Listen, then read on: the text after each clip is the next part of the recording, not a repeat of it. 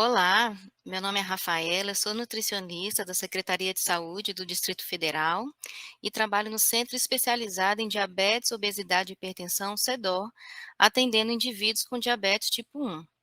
E hoje nós vamos falar sobre como deve ser a alimentação para crianças e adolescentes que têm o diagnóstico do diabetes tipo 1. Bom, então a recomendação para essas crianças é de uma alimentação saudável, que nada mais é uma alimentação que atenda às suas necessidades nutricionais, e essas necessidades são individuais, né? Depende da idade, do peso, da altura, do nível de atividade física, se há presença de outra doença. É uma alimentação com a ingestão de alimentos de qualidade e em quantidades suficientes para promover o crescimento e desenvolvimento adequado dessa criança e também atuar na prevenção de doenças em curto e longo prazo. As recomendações nutricionais para crianças e adolescentes com diabetes seguem recomendações semelhantes àquelas definidas para a população em geral. E a alimentação, ela é parte fundamental para o gerenciamento da doença e também para a prevenção de complicações. E o objetivo dessa alimentação é que as crianças mantenham um peso saudável, consigam alcançar um bom controle dos níveis de açúcar no sangue, assim também como níveis de colesterol e também níveis adequados de pressão arterial. No Brasil, nós temos guias alimentares que trazem princípios e recomendações para uma alimentação saudável. Esses guias são elaborados pelo Ministério da Saúde e são periodicamente revisados, levando-se em consideração as mudanças nas práticas alimentares da população e também as condições de saúde da população brasileira e também o avanço no conhecimento científico. Então, hoje nós temos 2 guias alimentares. Esse azulzinho é o Guia Alimentar publicado em 2014, que é o Guia Alimentar para a População Brasileira, e esse guia traz recomendações para crianças a partir dos 2 anos de idade até a fase adulta e o idoso. E em 2019 foi publicado um guia alimentar, esse vermelhinho aqui do lado, que é um guia específico para crianças brasileiras menores de 2 anos. Ambos os guias alimentares, eles trazem uma nova classificação dos alimentos pelo seu grau de processamento industrial, pois a partir dessa classificação nós temos entendimento sobre a qualidade nutricional do alimento e sobre o impacto dele na nossa saúde. Então, os alimentos, segundo os guias, são classificados da seguinte forma: alimentos in natura, minimamente processado, processado e ultraprocessado. Então, agora a gente vai falar um pouquinho sobre cada uma dessas classificações. Então, os alimentos in natura são aqueles obtidos de plantas ou animais e adquiridos para consumo sem terem sofrido nenhum processamento, né? Ou qualquer alteração após deixarem a natureza. Então, aqui a gente pode dar o exemplo da fruta, né? Uma fruta inteira, assim como vegetais, o ovo e o leite. Então, ao levarmos para casa um abacaxi, por exemplo, inteiro, ele é considerado um alimento in natura. Já os alimentos minimamente processados, eles são os alimentos in natura que sofreram algum processo, mas que não foi adicionada nenhuma substância nesse alimento. Então, eles podem ter sido submetidos a um processo de limpeza, de remoção de partes não comestíveis ou indesejáveis, fracionamento, moagem, secagem, fermentação, pasteurização, resfriamento ou congelamento. Então, seguindo o exemplo do abacaxi, né, então como nós vimos, o abacaxi inteiro é um alimento in natura, mas ao ser descascado, picado e embalado para venda, ele se tornou um alimento minimamente processado. Outros exemplos de alimentos minimamente processados que nós podemos ter são os grãos secos e polidos e embalados, né, como arroz e feijão, as carnes resfriadas e congeladas, e o leite pasteurizado. Já os alimentos processados são produtos fabricados pela indústria que houve adição de sal, açúcar, óleo ou gordura para que torne esse alimento mais durável, palatável e atraente. Então, ainda no exemplo do abacaxi, então o abacaxi após ser descascado, picado, embalado, ele aqui foi adicionado de açúcar, né? E se tornou um alimento processado. Outros exemplos são legumes em conservas, os queijos e os pães. Já os alimentos ultraprocessados, eles são produtos industriais feitos totalmente ou parcialmente de substâncias que foram criadas em laboratório, como aromatizantes, corantes, realçadores de sabor, aditivos que se colocam nesses alimentos para tornar eles mais atraentes, né? Então, aqui trago o exemplo do suco de abacaxi em pó. Então, ele é um alimento ultraprocessado, né? A fruta mesmo, alimento in natura, tem muita pouca quantidade, ou às vezes nem estar presente nesse tipo de alimento, né? Outros exemplos, além do suco em pó, temos o refrigerante, os biscoitos, os sorvetes, o macarrão instantâneo, os embutidos, né? Embutidos são mortadela, peito de peru, presunto, salame, salsicha. Também incluímos aqui os cereais matinais e as barras de cereais. Os alimentos ultraprocessados, eles são alimentos de baixa qualidade nutricional e que trazem muitos prejuízos para a nossa saúde, né? Favorecendo o aparecimento de doenças crônicas, como obesidade, o diabetes tipo 2, né? Até mesmo cânceres. Então, devem ser evitados. Então, ambos os guias alimentares, eles trazem as seguintes recomendações para uma alimentação saudável: que a nossa alimentação seja baseada em alimentos in natura e minimamente processados, né? Que utilizemos em pequena quantidade óleo, gordura, sal e açúcar ao temperar e cozinhar os alimentos e criar preparações culinárias, que seja limitado o consumo de alimentos processados, né, que como nós vimos, são aqueles alimentos que foram adicionados de óleo, gordura e sal e açúcar pela indústria, então já são alimentos que têm mais caloria, né, e podem também favorecer o aparecimento de obesidade, né, de pressão alta, né, por causa dessa adição do sal, do diabetes tipo 2 pelo excesso de açúcar, então deve ser limitado o seu consumo no dia a dia. E como eu falei, deve-se evitar o consumo de alimentos ultraprocessados e não se é recomendado oferecer açúcar ou preparações com açúcar antes dos 2 anos de idade. Então essa aqui é a base, né, de uma alimentação saudável, né, para a população em geral e nós podemos aplicar também para as crianças e os adolescentes que têm diabetes tipo 1.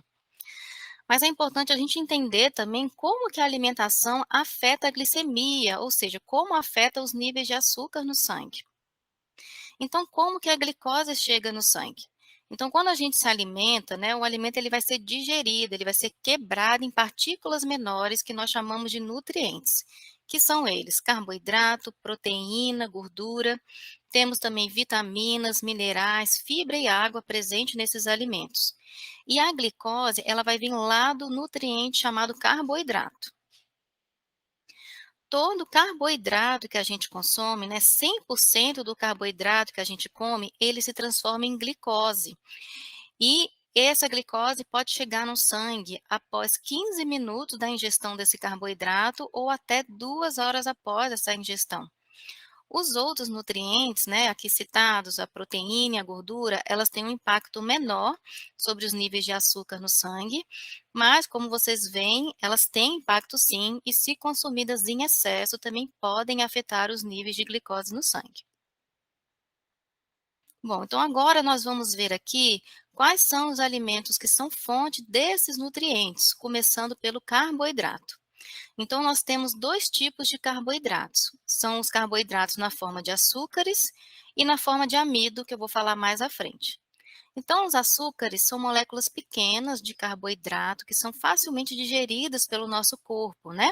Alguns exemplos de açúcares, nós temos a lactose, que é o açúcar presente no iogurte e no queijo, a sacarose, que é o açúcar de mesa, aquele que a gente usa para adoçar as preparações. Então, todo alimento adicionado de açúcar, ele tem sacarose, né, como no caso dos doces. E a glicose e frutose também são açúcares presentes principalmente em frutas, né? E quanto mais madura essa fruta, maior vai ser a quantidade desses açúcares livres, no alimento. Já os amidos já são moléculas um pouco maiores dos carboidratos, né? Então a digestão dela é um pouquinho mais trabalhosa para o nosso corpo.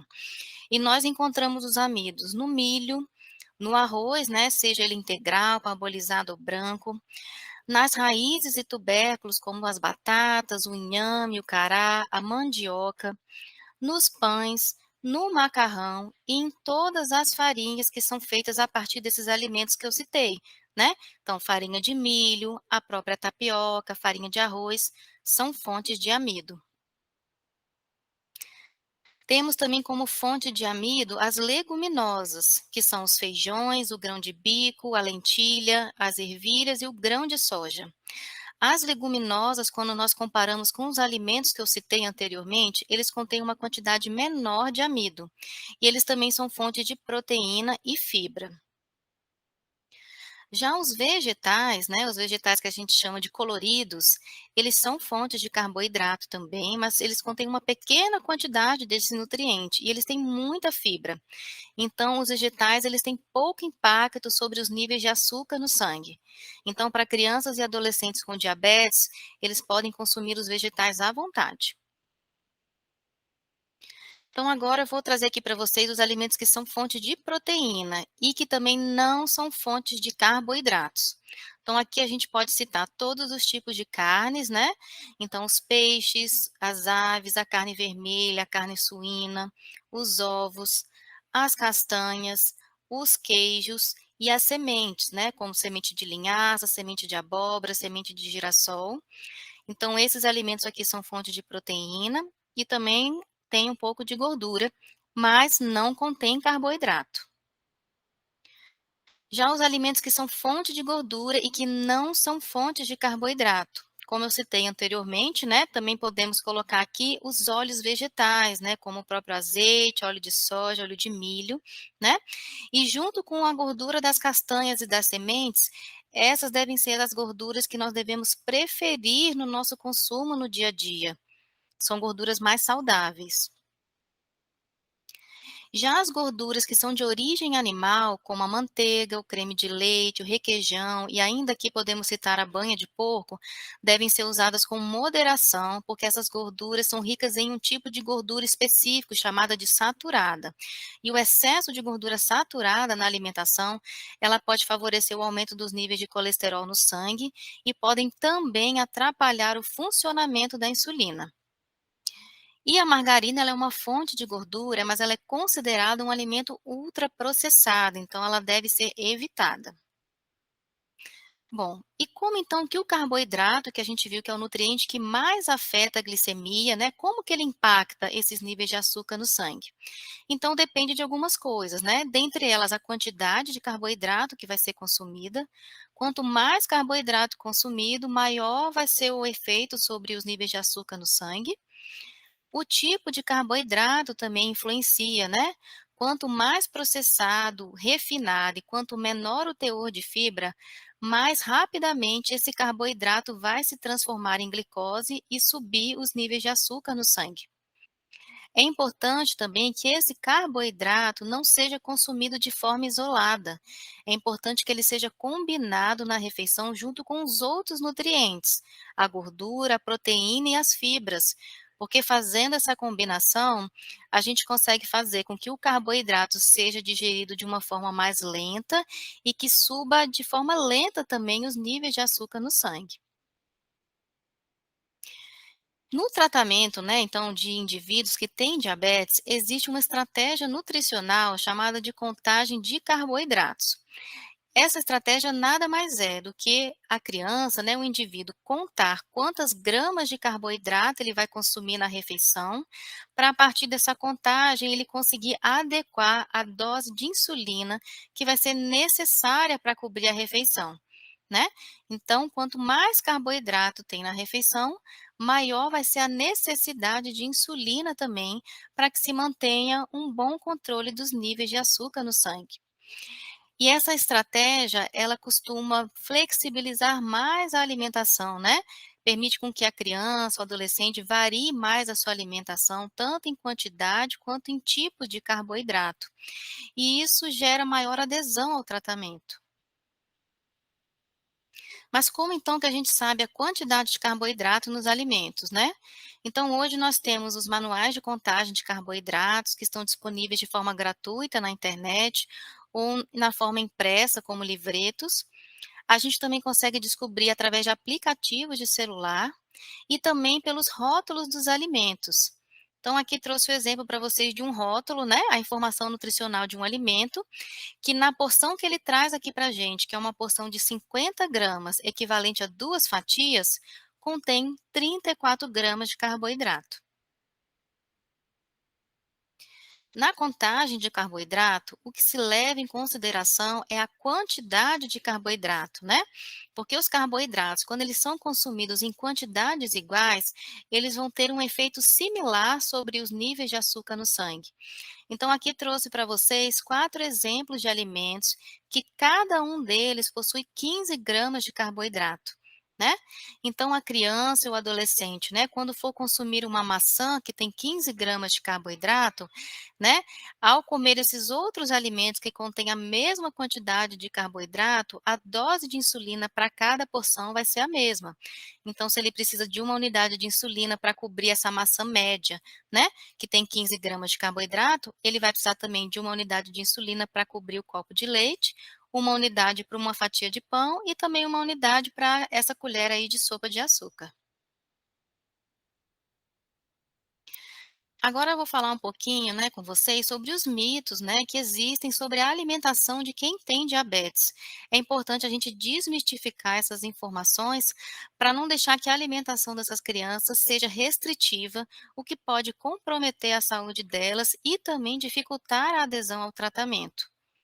Então, um dos mitos é: as pessoas com diabetes devem evitar o arroz. Como nós vimos, o arroz é fonte de amido, de carboidrato, e ele pode sim ser incluído na refeição das crianças com diabetes, assim como qualquer outro alimento que tenha amido. Outro mito é sobre o consumo de açúcar e alimentos doces por pessoas com diabetes, né? Então, esses alimentos, né, os doces e o açúcar, eles podem ser consumidos, mas com moderação e de preferência em ocasiões especiais. Eles não devem ser consumidos no dia a dia. E essa recomendação vale para crianças que também não têm diabetes, vale para todas as crianças.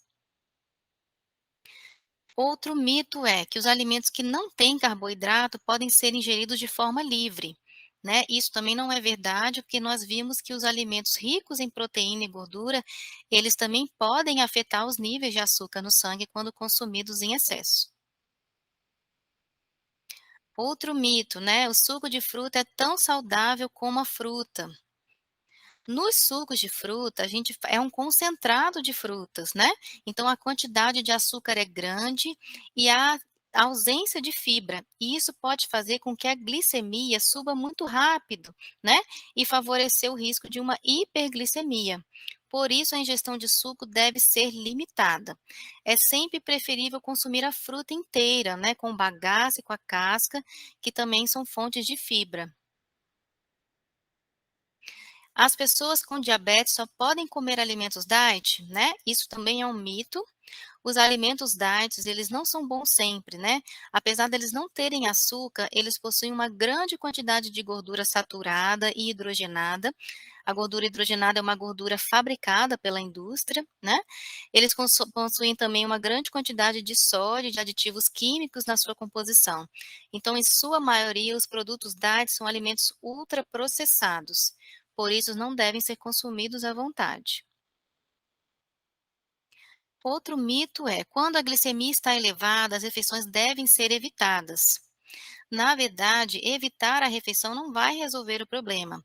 É importante a gente descobrir a causa desse aumento da glicemia, que pode ter sido tanto por um aumento do consumo de carboidratos, pode ser por falta de insulina, ou pode ser também por uma situação de estresse emocional, ou por a criança estar passando por uma situação de doença, alguma infecção, né? Então, evitar a refeição não resolve o problema.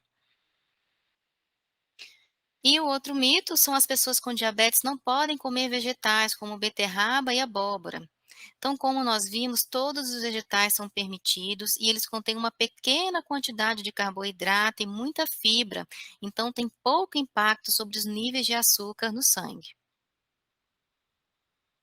As pessoas com diabetes não podem comer frutas muito doces, isso também é um mito. Todas as frutas são permitidas. Mas é sempre preferível consumir frutas que sejam menos maduras, como eu falei lá na frente, porque elas vão conter uma menor quantidade de açúcar livre, né? Então, quanto menos madura, mais lentamente essa fruta vai se transformar em glicose e aumentar os níveis de açúcar no sangue. Então, aqui, gente, para finalizar, queria fazer alguns lembretes, alguns cuidados que são importantes, né, na alimentação das crianças e adolescentes com diabetes tipo 1. O primeiro deles é o fracionamento da alimentação. É importante que eles comam com regularidade de horários, para que evitem ficar longos períodos sem comer, porque isso pode fazer com que haja uma queda nos níveis de açúcar no sangue, né, favorecendo o aparecimento da hipoglicemia. E evitar também que essas crianças fiquem comendo várias refeições ao longo do dia, beliscando entre as refeições, porque isso pode favorecer também o aparecimento da hiperglicemia, que é o aumento dos níveis de açúcar no sangue. É importante também que essas crianças não repitam o lanche oferecido da escola, né? Porque geralmente essas crianças não vão aplicar uma dose a mais de insulina caso ela repita esse lanche. E isso também pode favorecer o aparecimento de hiperglicemia. Em dias de festa na escola, né, então como proceder? Como nós vimos, o açúcar e os alimentos com açúcar não precisam ser proibidos, né, pelas crianças com diabetes, mas sim vai ser necessário um ajuste na dose da insulina. Então, por isso é importante informar aos pais para que eles auxiliem nos ajustes necessários no dia da festa. E em relação às atividades extracurriculares na escola, também é importante informar aos pais com antecedência para que auxiliem no planejamento da atividade. Nesses casos, é importante que a criança ou adolescente seja capaz de aplicar insulina, né, principalmente se for dormir fora de casa, e sempre levar com eles um kit de diabetes, incluindo o monitor de glicemia, lancetas, insulinas, seringas, agulha para caneta, uma opção de açúcar de rápida absorção para uma situação de hipoglicemia, né, que é a queda dos níveis de açúcar no sangue, levar também um lanche extra no caso de atraso na refeição, ou se fizer mais exercícios do que o habitual.